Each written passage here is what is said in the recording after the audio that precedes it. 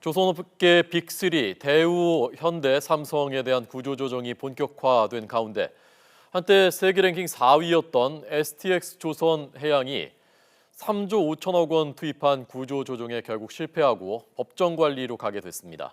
채권단이 이대로 두면 이달 안에 부도를 맞게 된다는 결론을 내렸습니다. 이대건 기자 나오십시오.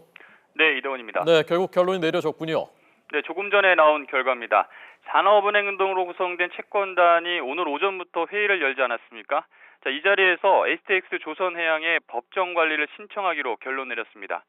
유동성 부족이 심화되어 이대로 두면 이번 달 말 부도 발생이 불가피하다는 게 채권단이 밝힌 가장 큰 이유입니다.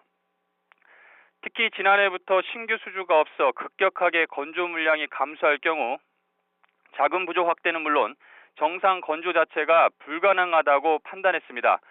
법원의 판단이 남아있어 법정 관리가 최종 확정된 것은 물론 아닙니다.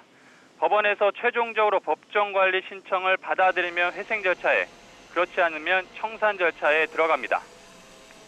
STX 조선해양은 한때 세계 조선업계 4위까지 치고 올라가면서 큰 주목을 받았습니다. 하지만 조선산업의 불황 속에 무리한 저가 수주가 이어지면서 지난 2013년부터 자율협약이 진행됐습니다. 이 기간 채권단에서 4조 5천여억 원을 쏟아부은 것을 포함해 현재 금융채무만 6조 원에 이릅니다. 이런데도 여전히 자본 잠식 상태에서 현재 벗어나지 못하고 있습니다. 법정관리 신청이 유력해지면서 조금 전에 확정되면서 대량 실업 사태도 우려되고 있는데요.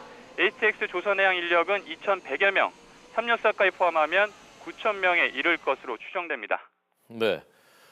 3조 5천억 원이 아니라 4조 5천억 원이 투입됐습니다. 제가 조금 전 잘못 말씀드렸습니다. 다른 중소조선사들 처리도 곧 방향이 결정될 것 같다면서요?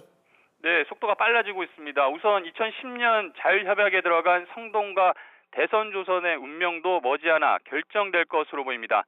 특히 성동조선의 경우 채권단이 2조 원을 지원했지만 여전히 적자 상태에서 벗어나지 못한 데다 여전히 심각한 수준난을 겪고 있습니다.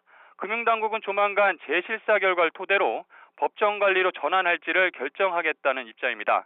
매각 절차가 진행되고 있는 SPP 조선도 최종적으로 매각이 불발될 경우 법정 관리 신청 여부를 검토할 예정입니다.